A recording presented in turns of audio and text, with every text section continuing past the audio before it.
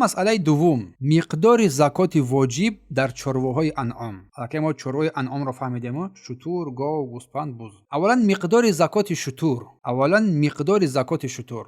در بالا گفتن که بر 5 تا شتور، از 5 تا شتور زکات شروع می شود. انسان 5 شتور دارد، در اینجا زکات شروع می شود. پس از بر 5 شتور یک گوسفندی جزع میگویند، یعنی گوسفند یک ساله زکات پرداخت می شود. انسان 5 شتور دارد، یک گوسفندی یک ساله باید زکات پرداخت نماید. یا سنیه میگویند، سنیه یا بوزیچه 2 ساله. اگر گوسفند بدهی از 5 شتور یک گوسفند یک ساله میدهی یا یک بوز 2 ساله. در 10 تا شتور باشد 2 گوسفند میدهی یا 2 بوز، 2 گوسفند یک ساله یا 2 گوسفند 2 ساله. در 15 تا 3 گوسفند میدهی، در 20 تا 4 گوسفند میدهی و در 25 تا 5 گوسفند میدهی. اگر 25 شد در اینجا بینتی مقاز میگویند از شتور واجب میگردد. یک ساله را کامل کرده است، در سال دوم میدراید از 25 شتور و این نام را عادتا برای آن گرفته است. این شتوری که زکات پرداخت میکنی از آن شتوری که بر زکات میدهی، برای آن این گونه نام آن را گذاشتن که از پشت مادرش تا حال میرود، تا حال شیر میخورد. یک ساله را کامل کرده است، 2 ساله شده است.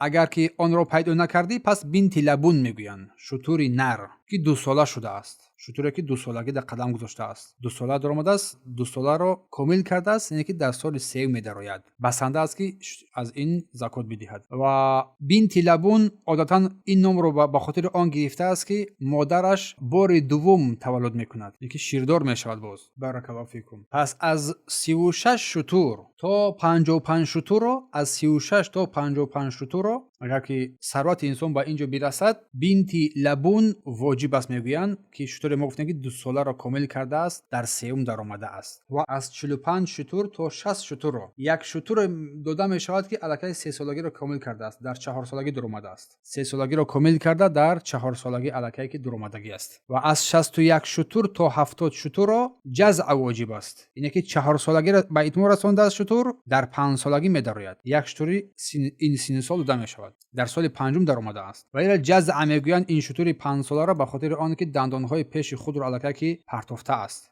یک دندانهایش غلطیده است یعنی. و از 76 تا 90 باشد بنت لبون میگویند. از 76 تا 90 رو، از 76 تا 90 رو در اینجا یک شتور داده می شود که با همراهیش فرزند دارد، یک شتور 2 ساله دیگه با همراهی خود دارد، پرداخت کرده می شود. و از 91 شتور تا 122 شتور 4 ساله داده می شود. اما اگر از 120 شتور دیگه زیاد شود، از 40 شتور سر هر 40 شتور یک بنت لبون داده می شود. و اگر که باز زیادتر شود، از 50 شتور حق دادن می شود، یک شتوری کلان 4 ساله. و همه این در اساس حدیث انس است که در کتاب زکات ذکر می شود. و از 40 گوسفند و همچنین از 30 گاو پرداخت زکات کردن می شود، روایت بخاری است. پس خلاصه از 5 تا 9 شتور، از 5 تا 9 شتور یک گوسفند 1 ساله یا بوزی 2 ساله داده می شود. و از 10 تا 14 شتور 2 گوسفند داده می شود. از 15 تا 19 شتور 3 گوسفند داده می شود. و از 20 تا 24 شتور 4 گوسفند داده می شود از شتور. و از 25 تا 35 یک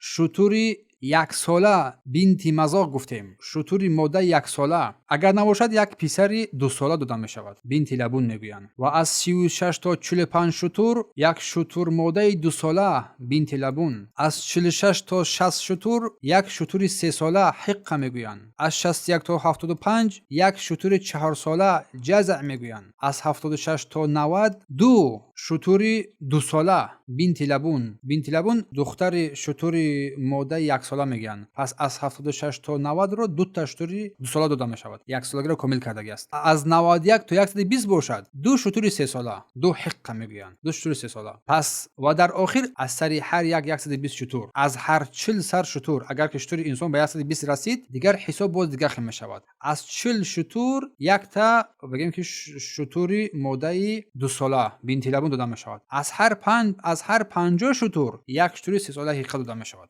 چقدر کم است، به نهایت کم است. اگر خلاصه جدول این رو ما نگاه کنیم، در اینجا جدول آوردگی در این کتاب، از 5 تا 9 یک گوسفند، از 10 تا 14 2 گوسفند، از 15 تا 19 3 گوسفند، از 20 تا 24 4 گوسفند، از 25 تا 25 یک شتور، 1 ساله، از 36 تا 45 1 شتوری 2 ساله، از 60 تا 80 1 شتوری 3 ساله، از 61 تا 75 از 46 تا 60 1 شتوری بگیم که 2 ساله 3 ساله، از 61 تا 75 یک تا جزع 4 ساله، از 76 تا 90 2 تا 2 ساله، از 91 تا 120 2 تا 3 ساله. پس از این سر هر یک 40 1 تا 2 ساله، سر هر یک 50 2 تا 2 ساله یا 3 ساله داده می شود. این از خلاصه بیان حساب زکات مال از شتور. سپس میگذاریم در بیان زکات مال از گو و گوسپند. سپس میگذاریم قدر واجب در زکات گو. قدر واجب در زکات گو میفرماید که تجبو من 30 بقره الى 39 تبع. واجب میگردد در زکات پرداخت گو در 30 سرگو تا 39 سرگو تبع واجب است. تبع گوی که 1 ساله شده باشد آن را تبع میگویند، چون تا حال از پشت مادرش میرود، پیروی میکنه از پشت مادرش. از 40 سرگو تا 59 گو موسین واجب است که گوی است که 2 ساله شده است و آن را موسین میگویند که زیرا دندانهای نو برآورده ایستاده است. در 60 تا 69 2 تبع، 2 تایلاقچه 1 ساله واجب است و در هر 30 سر 1 تبع، در هر 30 سر 1 تبع گو تایلاقچه 1 ساله و در هر 40 سر 1 موسینه تایلاقچه 2 ساله واجب است. همین طور هر قدر که شماره گوها زیاد شدن گیرد و این بر حدیث معاذ است رضی الله عنه که در آن آمده است پیامبر صلی الله علیه و آله به من فرمود گفتند که از هر 30 گو 1 تبع تایلاقچه 1 ساله و از هر 40 1 موسینه تایلاقچه 2 ساله بگیرم. پس در اینجا جدول را آورده است که من این جدول را به شما ذکر یادآوری می‌نمایم و شماره آن و مقدار واجب آن. پس مقدار زکات گو چگونه بیان کردیم، از 30 تا 39 1 تایلاقچه 1 ساله، از 40 تا 59 1 تایلاقچه 2 ساله، از 60 تا 69 سرگو را 2 تایلاقچه 1 ساله، از 70 تا 79 1 تایلاقچه 1 ساله و 1 تایلاقچه 2 ساله. پس اگر هر چی پس از این زیاد شدن گرفت از ثروت، سری هر 30 سرگو 1 تبع 1 تا 1 ساله، سری هر 40 سرگو 1 تا 2 ساله داده می شود. اگر جدول مختصر این را بیان نماییم، از 30 تا 39 1 تا 1 ساله، از 40 تا 59 1 تا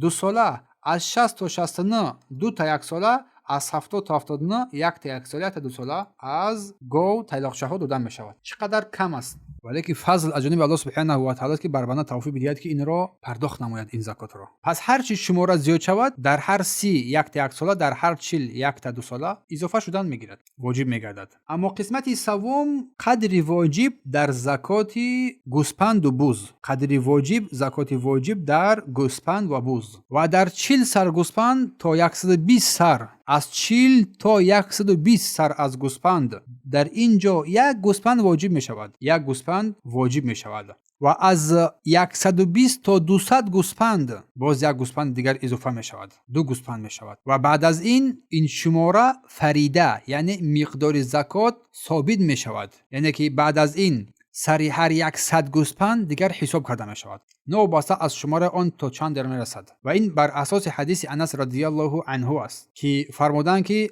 در زکات گوسپند اگر شماره اشان از 40 تا 120 باشد 1 گوسپند واجب می گردد، اگر از 120 تا 200 شد 2 گوسپند واجب می گردد، اگر از 200 زیاد شد 300 400 تا 300 1 گوسپند واجب می شود، 1 گوسپند اضافه می شود، اگر از 300 زیاد شد پس در هر 100 گوسپند 1 گوسپند. اگر ما جدول مختصر این را که چگونه در کتاب ذکر شده است بیان نماییم، از 40 گوسپند تا 120 گوسپند را 1 گوسپند میدهد انسان، از 121 تا 200 را 2 گوسپند میدهد، از 201 تا 300 را 3 گوسپند میدهد. اما سپس اگر از 300 گوسپند زیاد شد دیگر سری هر 100 گوسپند 1 گوسپند میدهد. سبحان الله. از 40 تا 120 گوسپند 1 گوسپند هیچ است، از 121 تا 200 را 2 گوسپند، از 201 تا 300 را 3 گوسپند. سپس از اگر از 300 زیاد شد سری هر 100 گوسپند، سری هر 100 گوسپند 1 گوسپند میدهد. بارک الله فیکم. المسأله الثالثه، مسئله سوم فی صفت الواجب.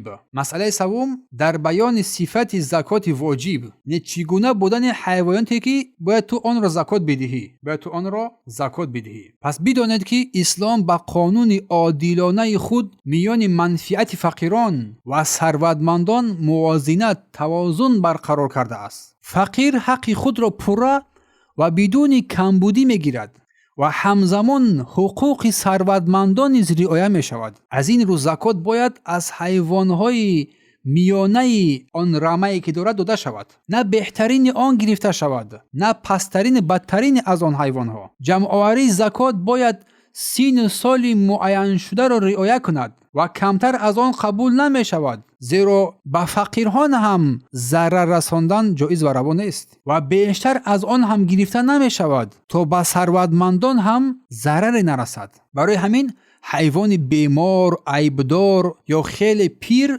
داده نمی شود، زیرا برای فقیر این فایده نمی رساند و برعکس این حیوان بسیار فربه یا برای خوردن تیار است یا اینکه فرزند دارد یا حامله فربه و غیره که بهترین از حیوان ها باشد از اینا داده نمی همچنین اینکه مثلا هنگامی که زکات ما پرداخت کرده شود بهترین حیوان رمه را چشم نگاه کند و بگیرد یا که بدترین آن را نگاه کرده سپس بگیرد جدا نماید، نه، بلکه باید متوازی میانه باشد، چون بهترین مال را گرفتن به ثروتمندان زیان میرساند و بدترین مال بر فقیران زیان میرساند. چون رسول الله فرمودند که هنگامی معاذ را روان کردند و ایاک و کرائم اموالهم گفتند و از بهترین مال های آنها زکات گرفتن و میگه بپرهیز گفتند نگیر. روایت بخاری تحت رقم 1395 و مسلم تحت رقم 19 از ابن عباس. از عمر رضی الله عنه روایت است که با کارگزارانش سفیان گفت قل لقومک، بر قومت بگو این ندع لكم ربع، ما برای شما ربع یعنی آن که خرد است یا که گوسفندی که فربه هست بر زیاد و گوسفندی نر